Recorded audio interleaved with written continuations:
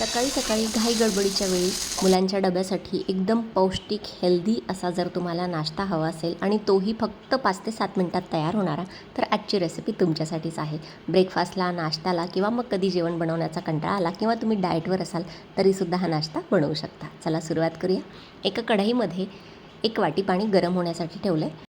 थोडासा पालक घातलेला आहे. प्रमाण तुम्ही तुमच्या आवडीप्रमाणे कमी जास्त करू शकता. आजचा नाश्ता कमी प्रमाणात मी बनवणार आहे, एकाच मुलाच्या डब्यासाठी म्हणून.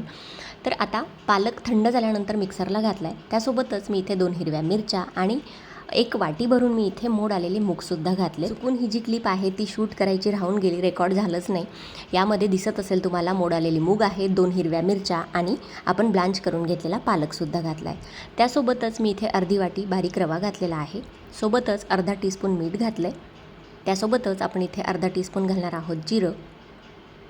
तुम्हाला ज्या कुठल्या भाज्या हव्या असतील मंडळी त्या तुम्ही याच्यामध्ये वापरू शकता, बारीक चिरून वापरू शकता किंवा मग ज्या पालेभाज्या आहेत त्या तुम्ही अशा पद्धतीने ब्लांच करून वापरू शकता. त्यासोबतच मी इथे 2 ते 3 चमचे दही घातलेलं आहे. आता आपल्याला व्यवस्थितपणे हलकंसं याच्यामध्ये अगदी पाव कप पाणी घालून मी याला मस्त ग्राइंड करून घेते आहे. आणि खूप जास्त हेल्दी असा हा नाश्ता आहे मंडळी. याच्यामध्ये भरपूर असं प्रोटीन आहे, कारण मोड आलेले मूग आपण याच्यामध्ये वापरलेत. त्यासोबतच आयर्ननी भरपूर असलेला पालकसुद्धा आपण इथे वापरलेला आहे. तर आता आपलं मिश्रण इथे तयार झालं आहे. या कन्सिस्टन्सीचं हवं आहे. त्यानंतर आपण इथे फक्त पाव चमचा खाण्याचा सोडा घातलेला आहे. यामुळे मस्त जाळीदार असे आपले हे जे धिरडे आहेत, जे पालक वापरून आपण तयार केले ते तयार होतात. किंवा तुम्ही डोसा किंवा उत्तप्पासुद्धा म्हणू शकता. खरं तर उत्तप्पा नाव देणं योग्य राहील, कारण आपण याच्यामध्ये वरून कांदा, टोमॅटो, कोथिंबीरसुद्धा घातली आहे. आता एक नॉनस्टिकचा पॅन हलकासा गरम करून त्यावर थोडासा 2 ते 3 थेंब तेल मी व्यवस्थितपणे स्प्रेड करून घेतलं आहे. थोडेसे हलकेसे खाली तीळ घातलेत आणि मस्त हे जे मिश्रण आहे ते अशा पद्धतीने पसरवून आपण छोट्या छोट्या आकाराचे इथे डोसे तयार करून घेतो आहे किंवा उत्तप्पा म्हणू शकता तुम्ही.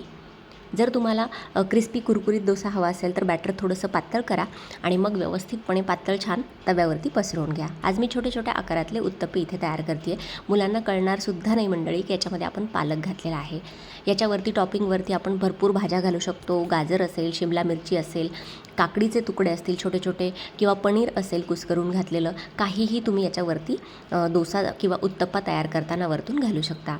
तर अशा पद्धतीने आपला हा जो पहिला उत्तप्पा आहे तो तयार झालेला आहे. बघू शकता मस्त जाळीसुद्धा पडली आहे आणि खूप जास्त हेल्दी आहे, पौष्टिक आहे. दह्याबरोबर, साध्या लोणच्याबरोबर सुद्धा मस्त लागतात आणि डब्यामध्ये द्यायला दुपारपर्यंत अगदी मऊसूत राहतात हे उत्तप्पे.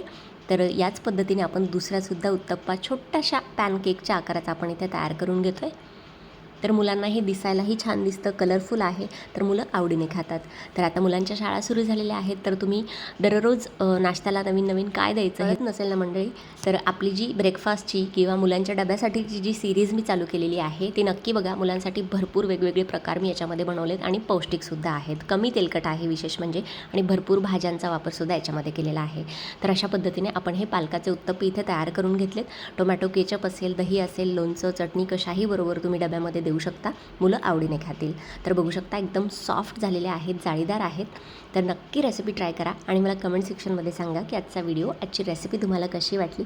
व्हिडिओ जर मनापासून आवडला असेल तर प्लीज या रेसिपीला जास्तीत जास्त लाईक करा, शेअर करा आणि असेच नवनवीन व्हिडिओज आपल्या चॅनलवरती बघण्यासाठी चॅनलला सबस्क्राईब करायला सुद्धा विसरू नका. चला भेटूया अशाच एखाद्या नवीन व्हिडिओसोबत किंवा एखाद्या हटके रेसिपीसोबत. तोपर्यंत धन्यवाद. Thanks for watching. Take care. Bye bye.